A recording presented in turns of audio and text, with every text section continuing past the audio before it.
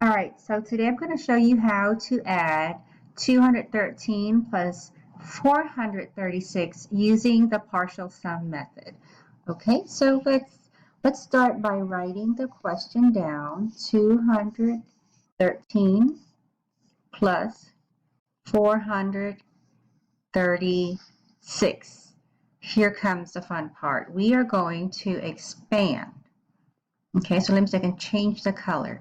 We're going to do expanded form for each number. 213 would be broken down to 200 plus 10 plus 3. Okay, and then I am going to expand 436. So let's use a different color pen. Let's make it green. Let's make it a green color. 400.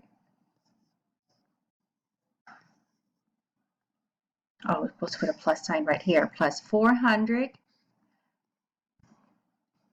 plus 30 plus 6.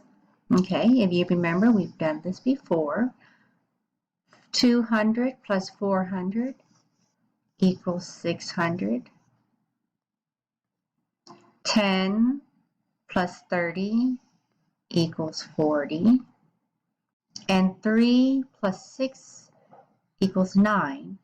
If I add all these three numbers up, I will have the sum of 649.